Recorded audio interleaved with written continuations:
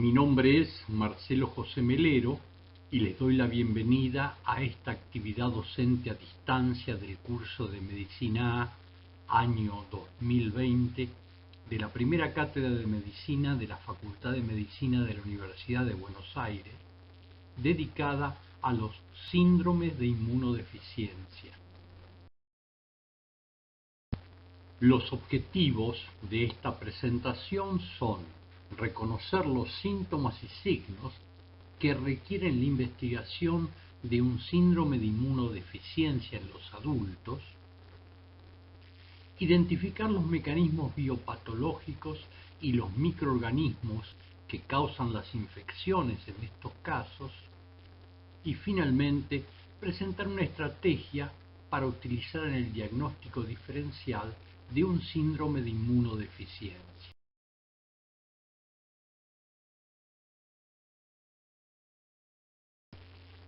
El término inmunodeficiencia, sinónimo de inmunodepresión, designa cualquier condición, congénita o adquirida, transitoria o permanente, que determina una respuesta subnormal del huésped a un antígeno, siempre que esta anomalía tenga consecuencias clínicas.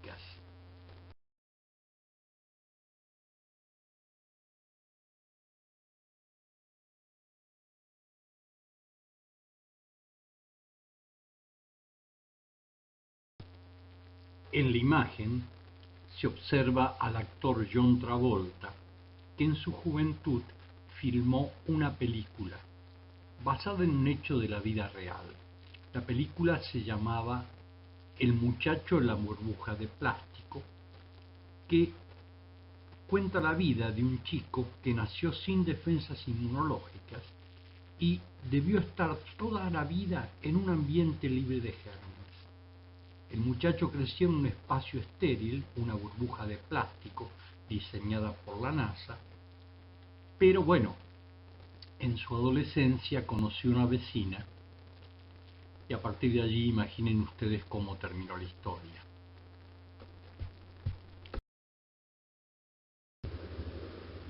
Con la intención de facilitar la interpretación de los mecanismos biopatológicos y los síntomas y signos de los síndromes de inmunodeficiencia, vamos a hacer un breve repaso de los mecanismos de defensa del huésped que están representados por el sistema inmunológico. Este está integrado por una red compleja e intrincada de moléculas, células que tienen progenitores hematopoyéticos como los polimorfonucleares, macrófagos y distintos tipos de linfocitos, tejidos y órganos.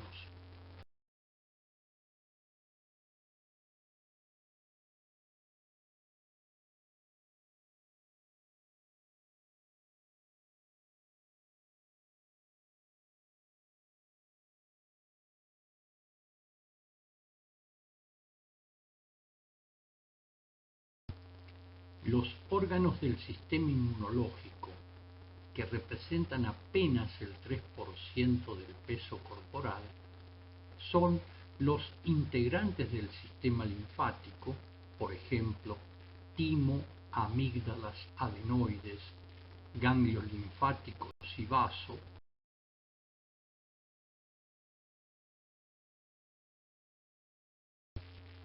a los que se agregan el tejido linfático que está en órganos no linfoides, por ejemplo el apéndice cecal o las placas de Peyer del intestino delgado, y los linfocitos circulantes que quedan retenidos en diferentes estructuras anatómicas.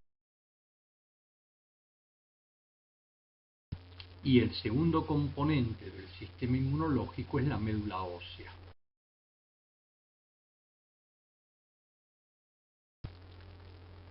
La inmunidad ha sido tradicionalmente dividida en inmunidad innata o inespecífica, diferente de la inmunidad específica, adaptativa o adquirida, diferente en cuanto a las células y estructuras que la componen y a sus funciones. Algo así como el dios romano Janus, que tenía dos caras, la del comienzo y la de la finalización de las cosas, pero que estaban sólidamente unidas en un cuerpo común. La función de la inmunidad es discriminar lo propio versus lo ajeno. En el caso de los humanos, diferenciar los microorganismos patógenos y las proteínas extrañas no infecciosas de las proteínas normales del huésped.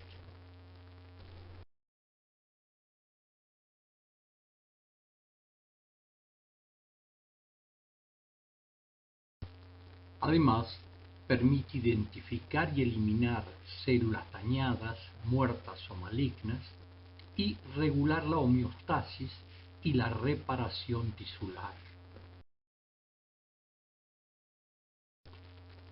Recientemente, una nueva teoría ha tomado auge entre los inmunólogos, la teoría de la señal de peligro desarrollada por Paul Matzinger.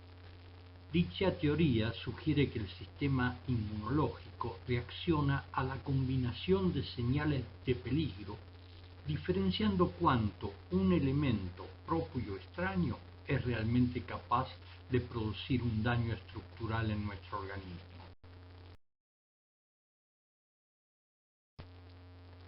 La inmunidad innata o inespecífica está constituida por las barreras anatómicas. De estas, la más trascendente es la piel. En la imagen que estamos mostrando, la lesión ampollar de la piel hace que la paciente que padece la enfermedad sea inmunodeprimida porque la primer gran barrera anatómica está rota.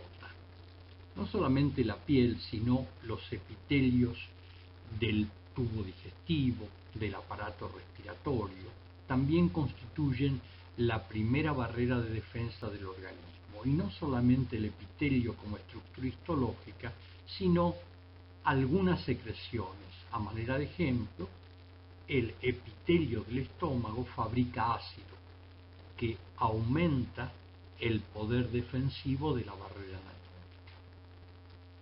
Las células características de la inmunidad innata o inespecífica son los fagocitos, típicamente los polimorfonucleares, a los que se agregan los monocitos que, cuando se estacionan en un tejido, se transforman en macrófagos.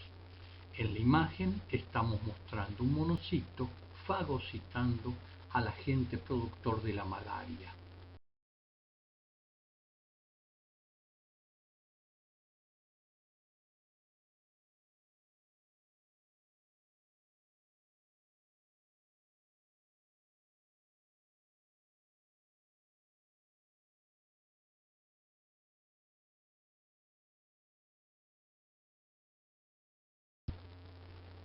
También participan los linfocitos citolíticos espontáneos, eosinófilos activados, basófilos y mastocitos, modulados por integrantes de la inmunidad específica.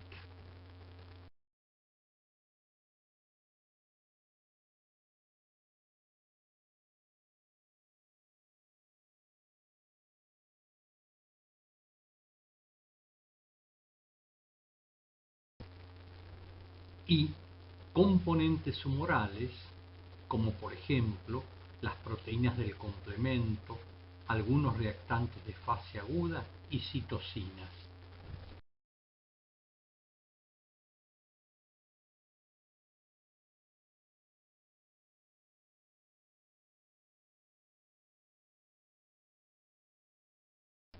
A los que hay que agregar las quimosinas, también conocidas como citocinas quimiotácticas, que fueron inicialmente identificadas por su capacidad de activar, atraer y dirigir diversas familias de leucocitos circulantes hacia los sitios dañados. La respuesta defensiva instrumentada por la inmunidad innata o inespecífica es filogenéticamente la más antigua. Tiene la característica de ser inicial, inmediata, se desencadena en minutos o horas, y máxima de entrada, que no necesita del contacto previo con el antígeno.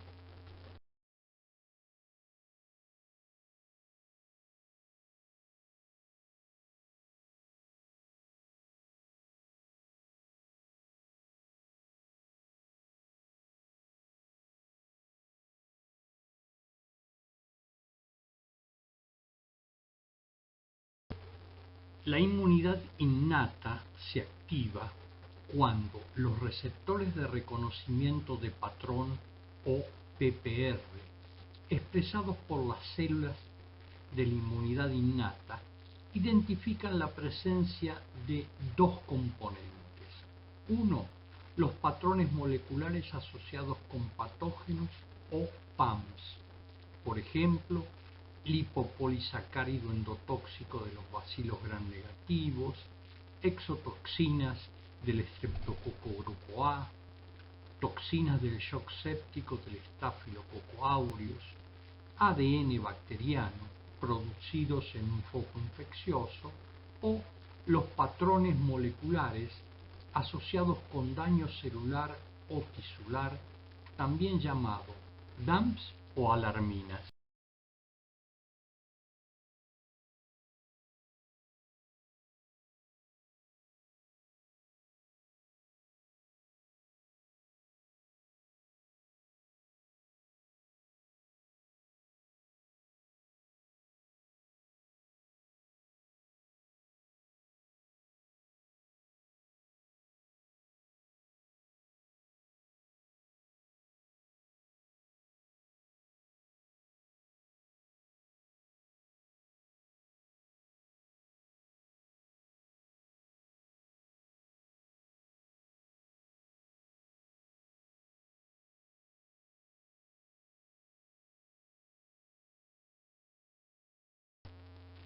También puede activarse a través de el complejo principal de histocompatibilidad, los receptores del fragmento Fc y las citocinas.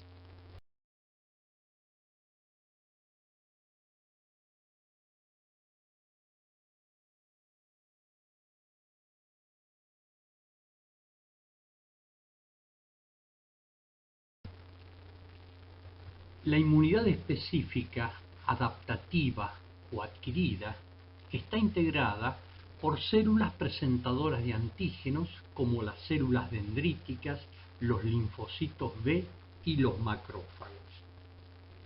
Las células dendríticas, especializadas en capturar y presentar antígenos a los linfocitos, son considerados un puente entre la inmunidad innata y la adaptativa, porque son atraídas y activadas por elementos de la inmunidad innata y permiten la sensibilización de los linfocitos T de la inmunidad adaptativa.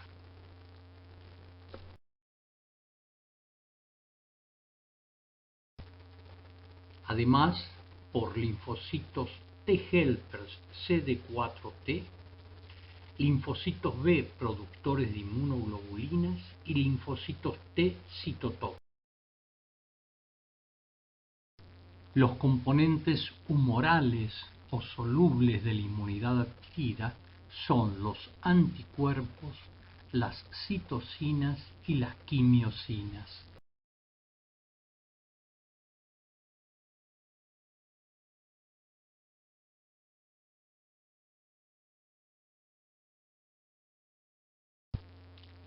La inmunidad adquirida se activa por una íntima interacción de las células presentadoras de antígenos y los linfocitos T helper CD4T. Una vez que estos están activados, estimulan a los linfocitos B para producir anticuerpos, inmunoglobulinas, y preparan a los linfocitos T citotóxicos para destruir células. La producción de anticuerpos requiere de una función intacta de las células T. En consecuencia, algunos defectos de células T producen inmunodeficiencias combinadas celular y humoral.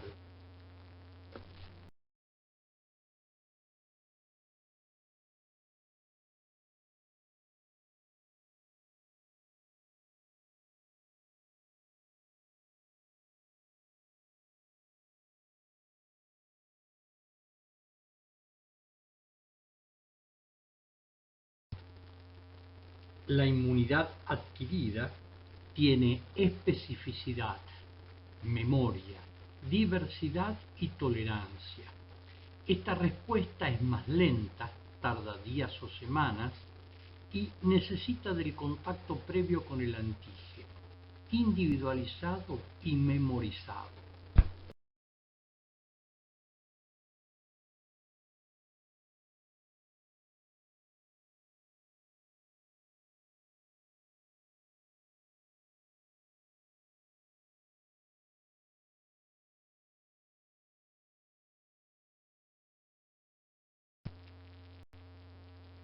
La inmunodeficiencia o inmunodepresión puede ser primaria, secundaria y algunos autores consideran que existe una inmunodeficiencia fisiológica.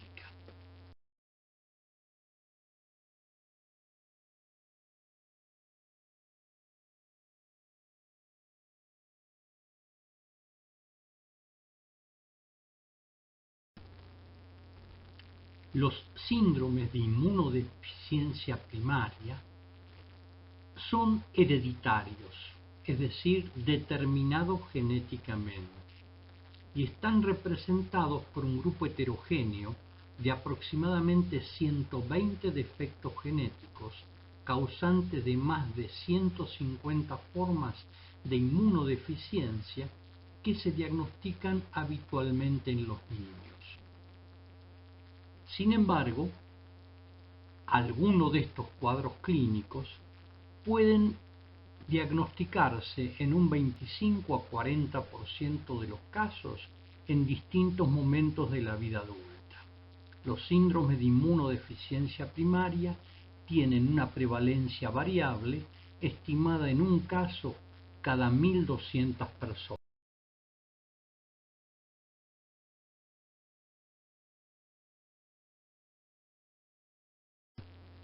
Los síndromes de inmunodeficiencia secundaria son mucho más frecuentes que los de inmunodeficiencia primaria y son debidos a alteraciones adquiridas que producen un daño en cualquiera de los componentes del sistema inmunológico, tanto innato como adaptativo, que previamente era normal.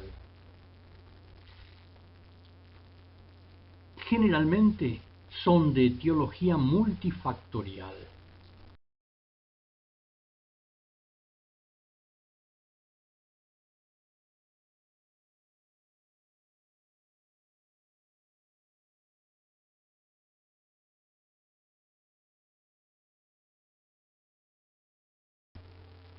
Y una gran variedad de factores extrínsecos son capaces de alterar el funcionamiento del sistema inmunológico, tales como las infecciones, el uso de medicamentos, condiciones ambientales adversas, enfermedades metabólicas y otras situaciones de estrés para el organismo. Dentro de estas causas secundarias, indudablemente la más conocida es el virus de la inmunodeficiencia humana, pero epidemiológicamente la causa más trascendente de inmunodeficiencia secundaria a nivel mundial es la desnutrición.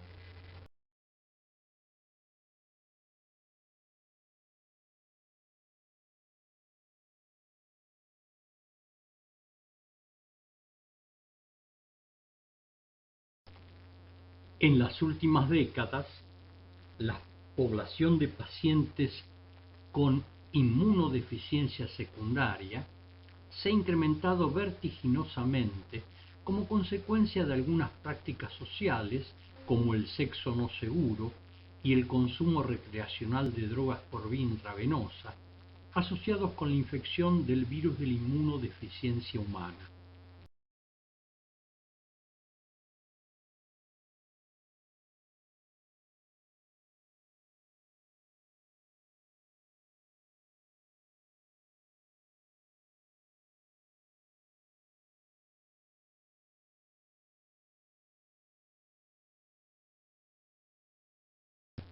y paradójicamente con el progreso médico.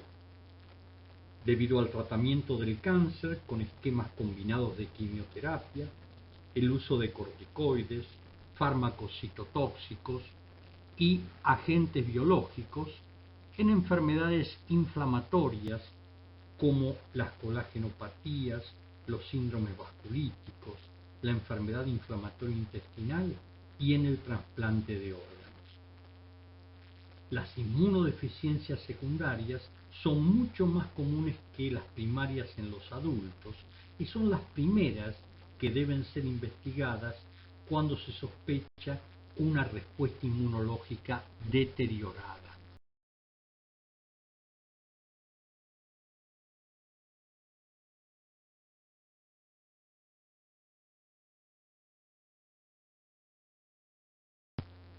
Las causas frecuentes de inmunodeficiencia secundaria son la desnutrición grave y la pérdida proteica, como la que acontece en el síndrome nefrótico, la enteropatía perdedora de proteínas y en los grandes quemados.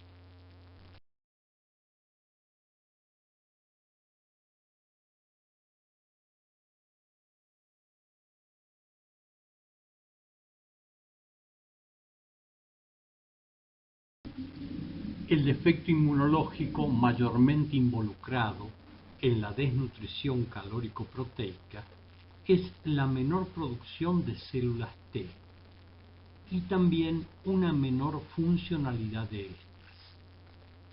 El déficit de micronutrientes contribuye a la alteración de las barreras mucosas, facilitando la entrada de diversos patógenos.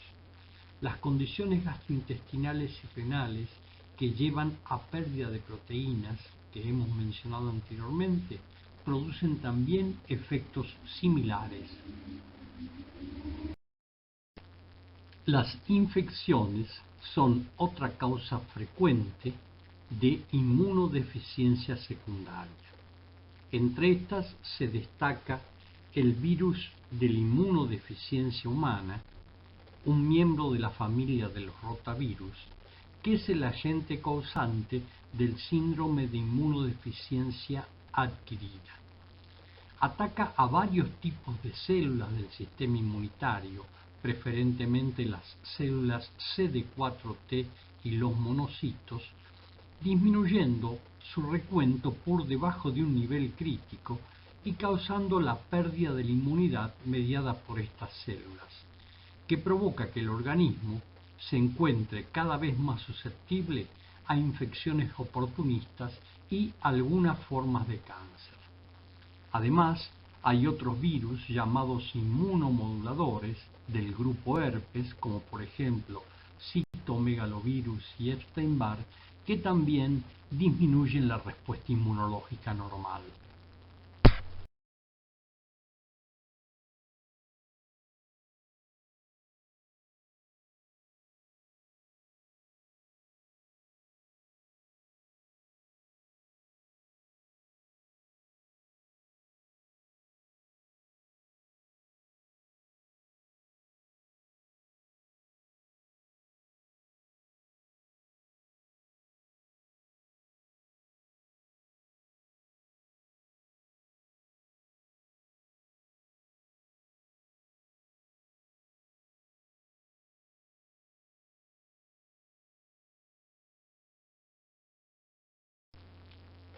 El consumo de fármacos es otra causa frecuente de inmunodeficiencia secundaria o adquirida. En estos casos hay que tener en cuenta la dosis, la duración del tratamiento, las combinaciones farmacológicas utilizadas y la enfermedad de base. Los antiinflamatorios, los inhibidores de la calcineurina y los agentes citotóxicos, como los corticoides, ciclosporina, ciclofosfamida, azathioprina y metrotexate, son frecuentemente involucrados en estos casos.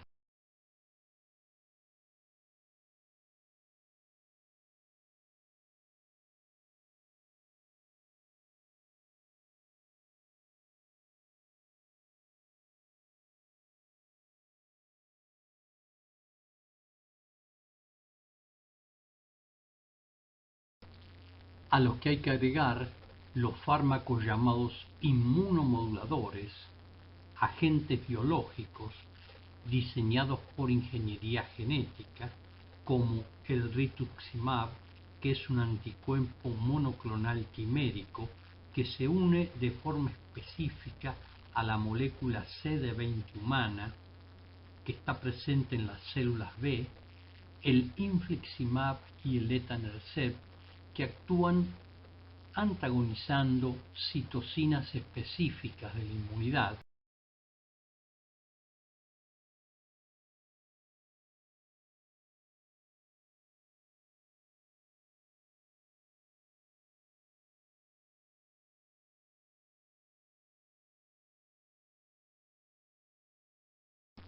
y otros fármacos productores de hipogamaglobulinemia, nuevamente el rituximab, y algunos anticonvulsivantes como la difenilidantoína, carbamazepina y valproato.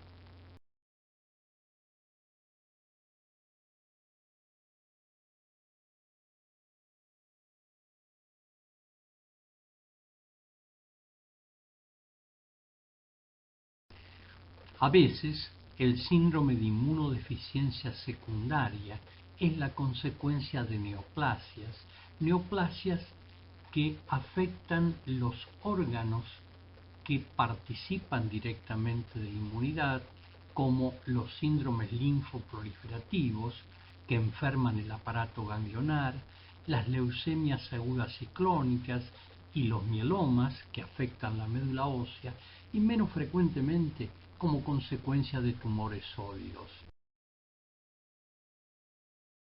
Enfermedades metabólicas como la diabetes mellitus, la uremia y las hepatopatías crónicas alteran la inmunidad. A manera de ejemplo, en la diabetes mellitus se modifica negativamente la fagocitosis y la quimiotaxis, como también la respuesta linfoproliferativa. Y los pacientes urémicos tienen un riesgo 6 a 16 veces más alto de padecer tuberculosis.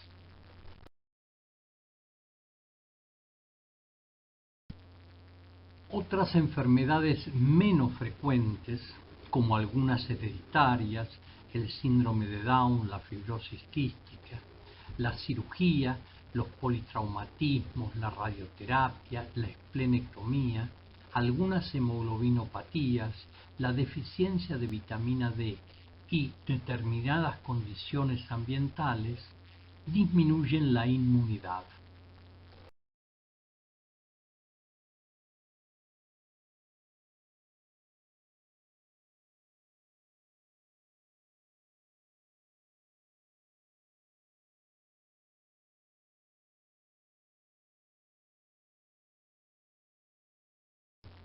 Los pacientes esplenectomizados son un grupo de consideración especial porque son muy susceptibles a desarrollar infecciones graves por gérmenes capsulados.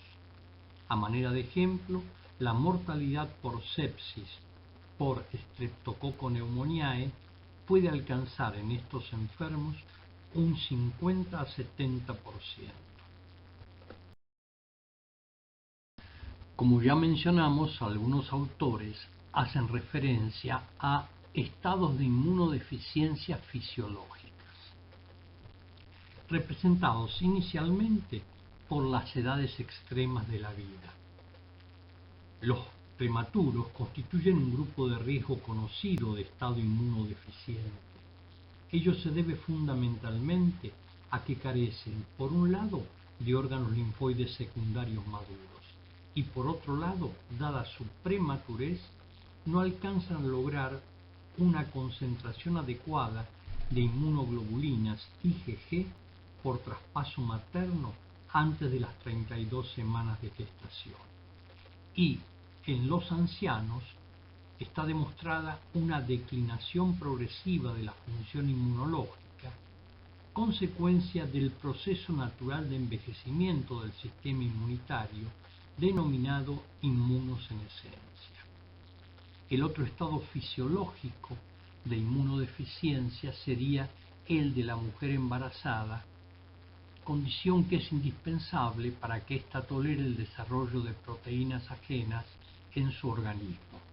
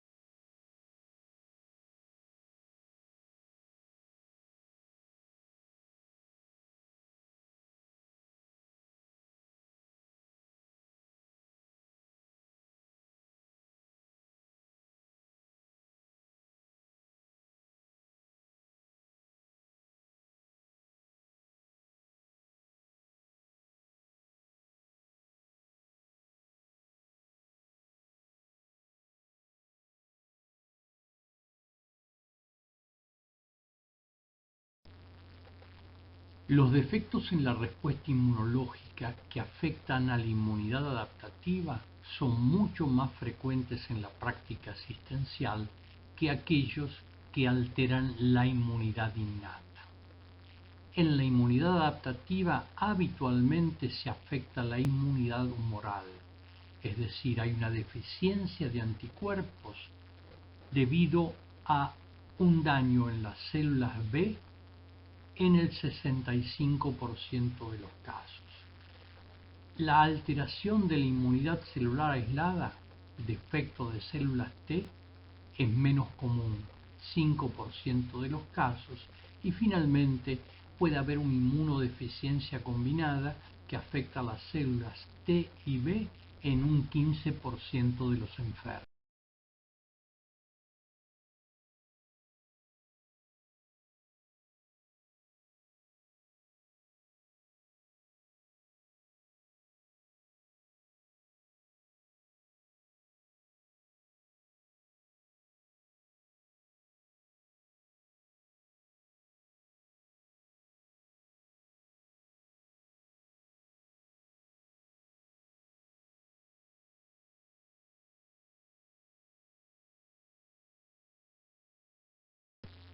Aproximadamente el 15% de los defectos en la respuesta inmunológica están representados por alteraciones en la inmunidad innata, de las cuales la alteración de la fagocitosis es más común que las alteraciones del sistema de complemento.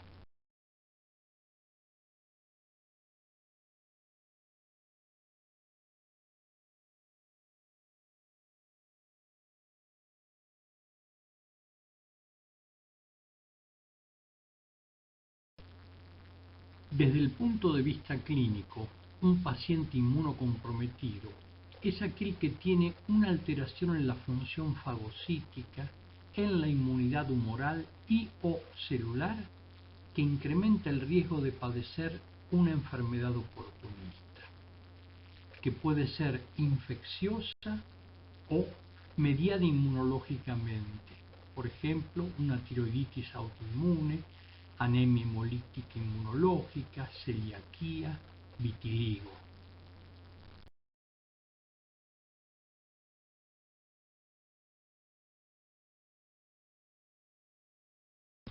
O neoplasias, como los síndromes mieloproliferativos y linfoproliferativos, las discrasias de células plasmáticas y tumores sólidos.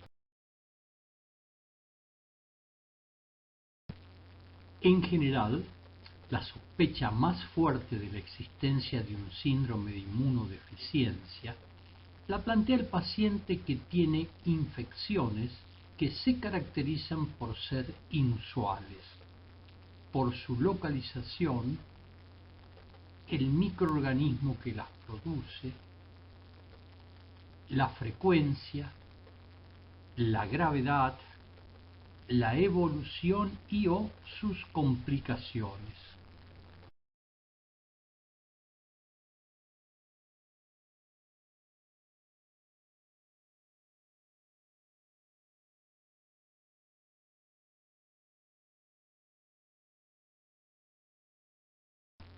Las siguientes características clínicas de las infecciones son signos de alarma, una bandera roja, que sugieren la presencia de un síndrome de inmunodeficiencia subyacente.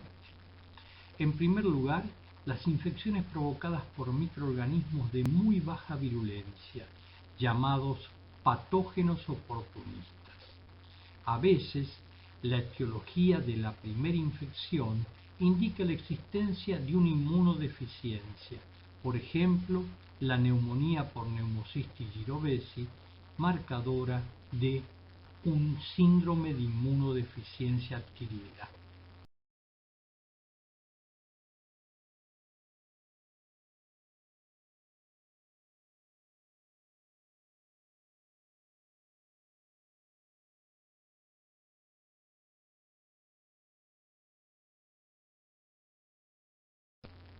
La candidiasis orofaringea persistente, sin consumo reciente de antibióticos y o corticoides.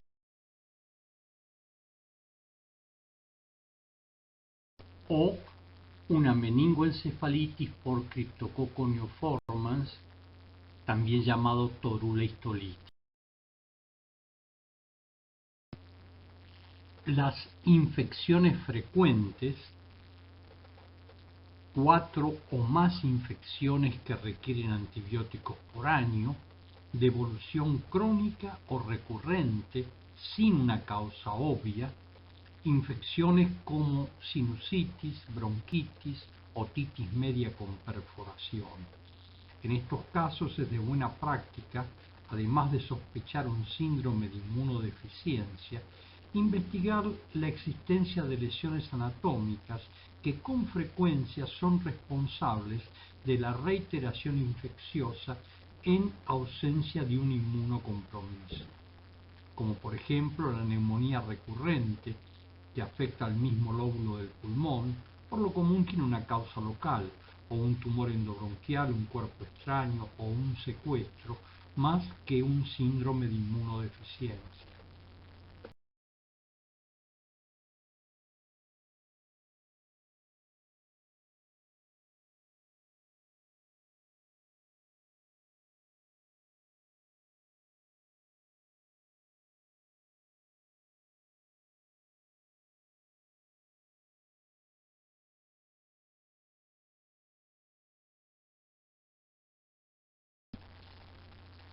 Teniendo en cuenta la gravedad, haber padecido 2 o más infecciones bacterianas graves, como osteomielitis, celulitis, meningitis, septicemia, o haber tenido en el curso de una infección bacteriana complicaciones inesperadas.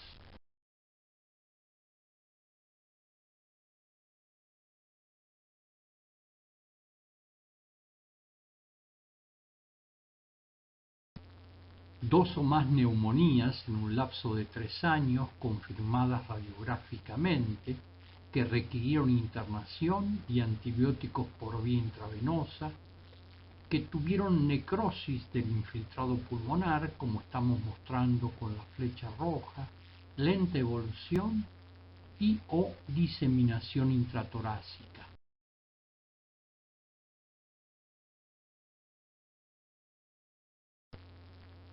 Abscesos profundos o recidivantes, por ejemplo en la piel y partes blandas, ganglios linfáticos y otras localizaciones.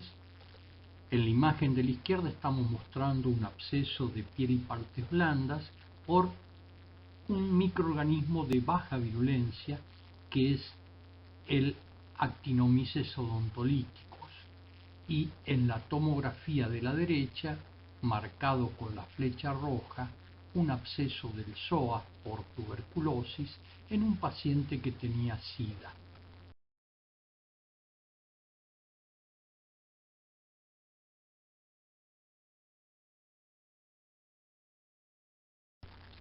Y padecer infecciones graves como complicación de la vacunación cuando se utilizaron vacunas con microorganismos vivos.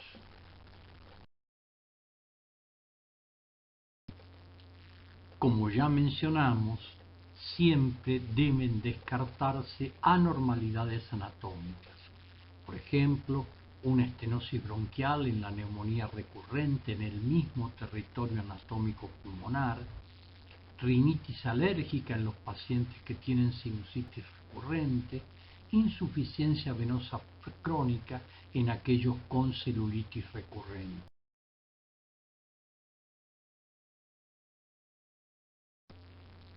Con respecto a la evolutividad y las complicaciones de una infección, un signo de alarma que sugiere inmunodeficiencia es cuando la infección es crónica o recurrente o cuando requiere un uso prolongado o tiene escasa respuesta a los antibióticos.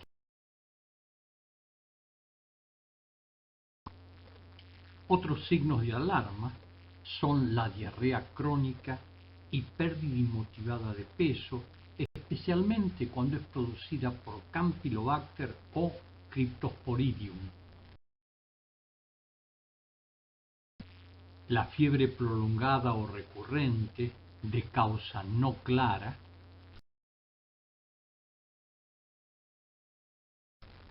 la fiebre es la manifestación más importante y a veces la única de la presencia de una infección en un inmunocomprometido.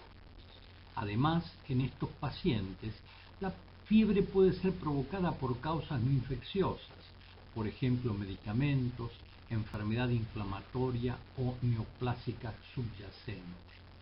Ninguna característica de la curva térmica ni la magnitud de la elevación de la temperatura corporal permiten diferenciar las causas infecciosas de otras que no lo son. La presencia de inmunodeficiencia primaria en familiares, la mortalidad inexplicable precoz en la infancia, la consanguineidad y la presencia de enfermedades autoinmunes.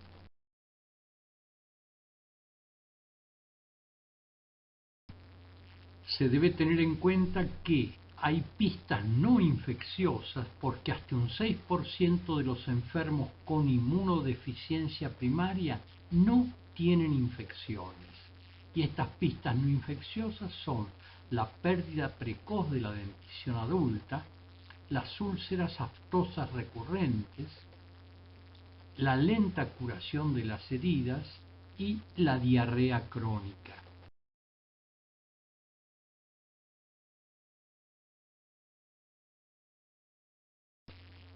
La coexistencia de múltiples alteraciones autoinmunes, las bronquiectasias y las verrugas cutáneas numerosas por el virus del papiloma humano. Las infecciones más comunes en los síndromes de inmunodeficiencia son las respiratorias, la sinusitis y la neumonía, y las sistémicas, bacteriemias y meningitis. Existen ciertos patrones de infección que se relacionan con determinados defectos inmunológicos. Así, aquellos pacientes que tienen defectos en la inmunidad humoral, es decir, que no fabrican adecuadamente inmunoglobulinas, tienen infecciones recurrentes sinusales y o pulmonares, gastrointestinales crónicas, meningitis y bacteriemia. Y los agentes etiológicos son las bacterias capsuladas, como el neumococo, el Haemophilus influenza de tipo B y Neisseria meningitidis, a los que hay que agregar Giardia intestinalis, Cryptosporidium y Campylobacteriaceae.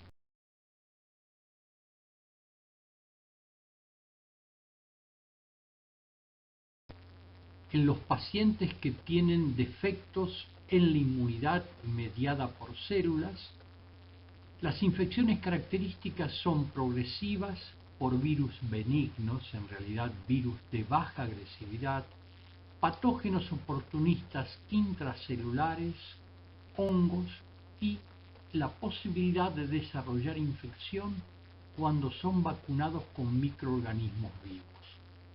Los agentes etiológicos son los virus del grupo herpes, las micobacterias tuberculosas y no tuberculosas, Pneumocystis gyrovesi, cándida y especies de criptococos. El ejemplo más característico de este grupo es el paciente con un síndrome de inmunodeficiencia adquirida.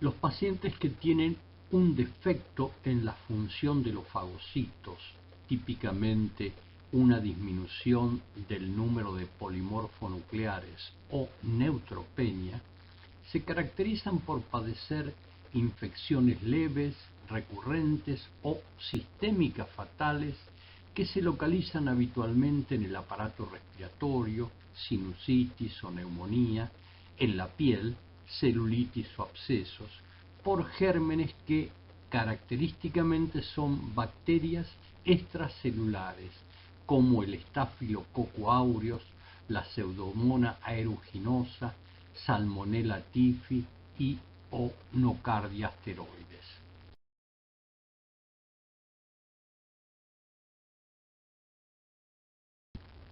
Finalmente, los pacientes inmunodeficientes por defectos congénitos del complemento se caracterizan por tener infecciones piogénicas recurrentes e inexplicadas porque el recuento de leucocitos polimorfonucleares y linfocitos, la concentración sérica de inmunoglobulinas y la respuesta específica de anticuerpos son normales. En estos pacientes, las infecciones son predominantemente por microorganismos extracelulares, por ejemplo, de la familia Neisseria, como el meningococo.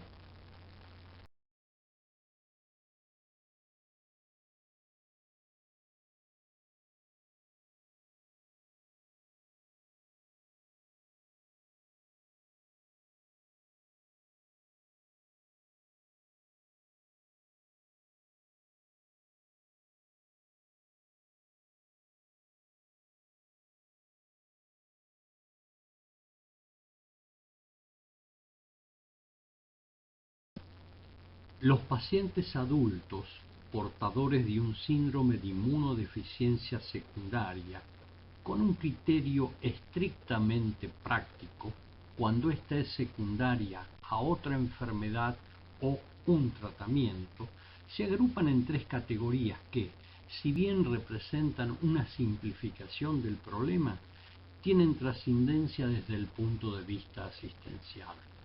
Los pacientes inmunocomprometidos pueden ser neutropénicos cuando tienen menos de 1000 polimorfonucleares circulantes, HIV positivos con una infección VIH o síndrome de inmunodeficiencia humana, y aquellos que son inmunocomprometidos, no neutropénicos y HIV negativos, por ejemplo, porque tienen una disfunción de la función del vaso o directamente carecen de él, han recibido fármacos que alteran la inmunidad o padecen alguna neoplasia, por ejemplo, un síndrome linfoproliferativo que tiene el mismo efecto deleterio.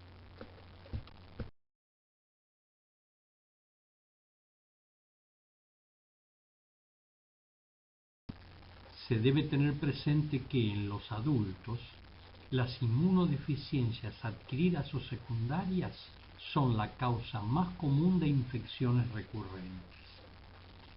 La infección por el virus de la inmunodeficiencia humana y el tratamiento inmunosupresor de las neoplasias, el trasplante de órganos y las enfermedades autoinmunes que puede provocar una deficiencia de la función de los fagocitos o neutropenia, de la inmunidad celular y humoral son las causas más comunes de inmunodeficiencias secundarias. Y que en la práctica estos defectos inmunológicos que presentamos de manera separada para su mejor comprensión aparecen muchas veces asociados en el mismo paciente. A manera de ejemplo, un paciente que tiene un linfoma no Hodgkin tiene, por ejemplo, múltiples catéteres venosos que alteran la indemnidad de la piel. Además, ha recibido corticoides y poliquimioterapia que alteran la función fagocítica porque producen neutropenia y la inmunidad celular mediada por las células T y la humoral mediada por las células B. En la anamnesis, además de los síntomas vinculados a la enfermedad que motiva la consulta, se deberán investigar si existen antecedentes de enfermedades previas, la información microbiológica y técnicas de imagen utilizada y sus resultados en infecciones anteriores y los antecedentes heredofamiliares, infecciosos, neoplásicos y de enfermedades autoinmunes en los parientes en primer grado.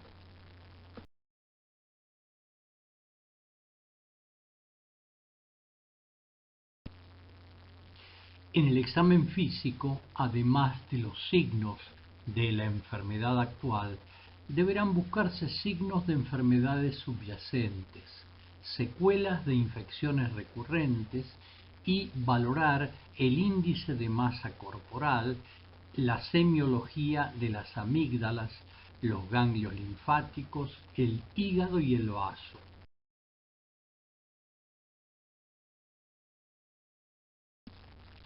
La ausencia de tejido adenoide en la nasofaringe o de timo sugiere una inmunodeficiencia primaria, un déficit de inmunidad celular o humoral o combinada, especialmente en los chicos, pero es difícil de evaluar en el examen físico y habitualmente requiere del complemento de técnicas de imagen. La evaluación inicial del estado de inmunidad de un adulto a través de exámenes de laboratorio debería realizarse por etapas. En la primera etapa se deben valorar los resultados del hemograma completo, el recuento manual y fórmula de leucocitos y, si es posible, un frotis de sangre periférica. Se debe prestar particular atención al número absoluto de neutrófilos o fagocitos y de linfocitos. El término neutropenia define una concentración de polimorfonucleares circulantes inferior a 1000 elementos por milímetro cúbico. Por otro lado, el término linfopenia define una cantidad de linfocitos circulantes inferior a 1000 elementos por milímetro cúbico. Las linfocitopenias transitorias son comunes en las enfermedades virales y no tienen trascendencia clínica. La eosinofilia se define por un recuento de granulocitos eosinófilos en sangre periférica superior a 450 elementos por milímetro cúbico.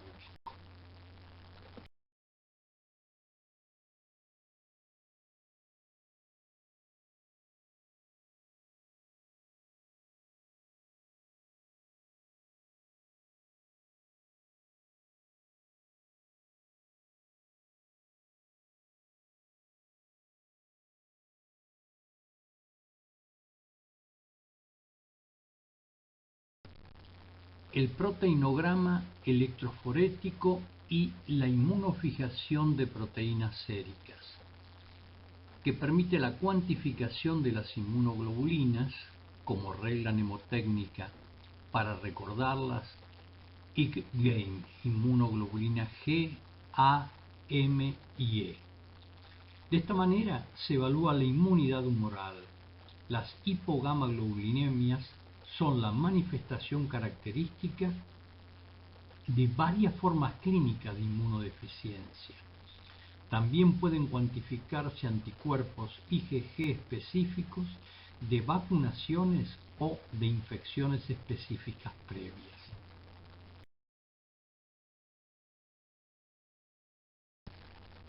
Y pruebas para el rastreo y confirmación de la infección por el virus de la inmunodeficiencia humana.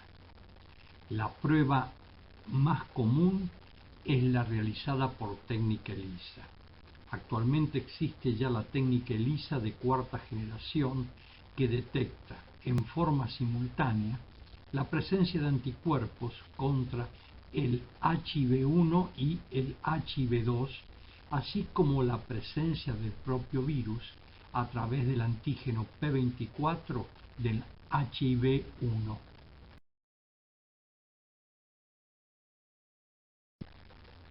Pruebas de rutina para detectar alteraciones metabólicas como glucemia, hemoglobina glicosilada, depuración de creatinina, pruebas de daño hepático y albuminemia. Y marcadores de inflamación como la velocidad de sedimentación globular y la concentración de proteína C reactiva.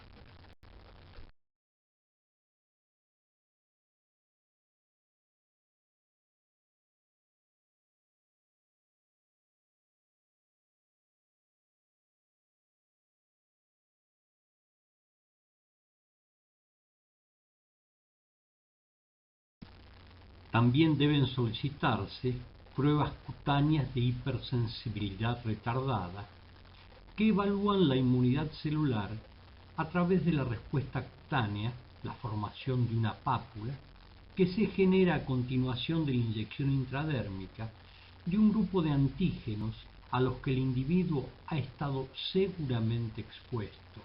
Estos antígenos son la candidina, el toxoide tetánico, la tuberculina y antígenos estreptocóccicos.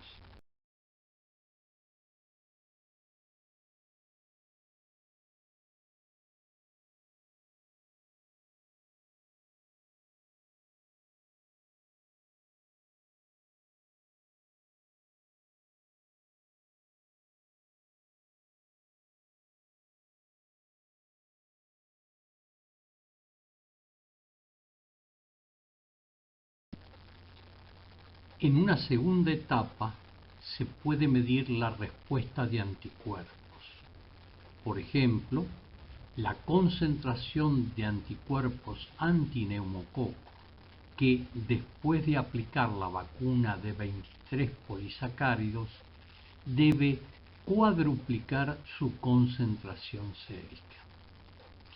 También se puede evaluar las poblaciones linfocitarias por citometría de flujo con un protocolo básico para medir el valor absoluto y relativo de los linfocitos T citotóxicos y helpers, los linfocitos B y las células natural killer.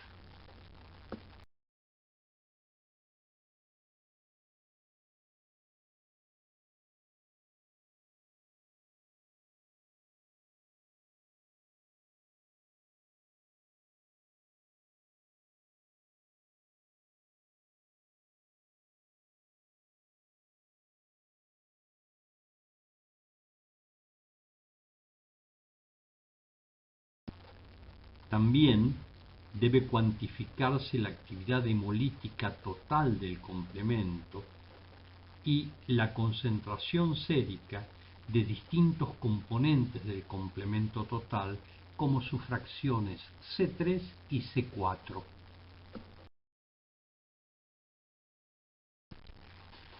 En una tercera etapa, y con la colaboración de un colega especializado en inmunología, se puede medir la capacidad oxidativa de los neutrófilos, que es una prueba que indica cómo es la función de los polimorfos nucleares, y, si es necesario, volver a revisar las subpoblaciones linfocitarias por citometría de flujo con un protocolo extendido.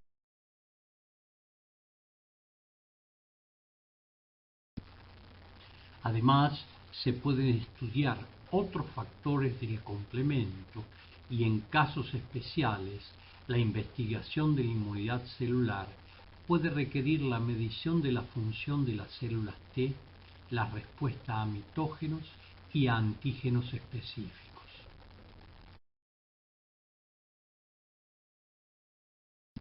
A veces pueden ser necesarios estudios especiales como el cariotipo con metotrexate, una prueba denominada FISH, la medición de la concentración de alfa-fetoproteína, antígeno carcino embrionario, la paratormona molécula intacta y biopsias de intestino, ganglios linfáticos y médula ósea.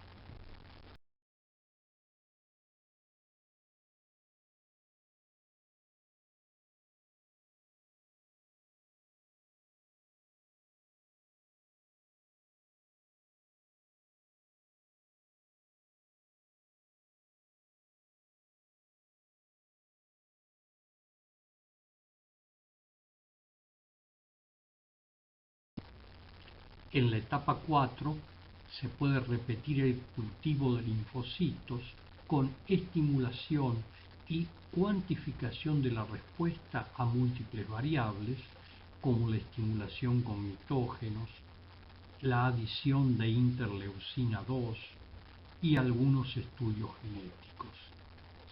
Este uso secuencial de los exámenes de laboratorio se hace cada vez más específico en la etapa de siguiente nivel. Pero se tiene que tener en cuenta que en la práctica un alto nivel de sospecha clínica y la realización de las pruebas simples que mencionamos en la etapa 1 de este algoritmo es suficiente para diagnosticar fácilmente más de la mitad de las inmunodeficiencias.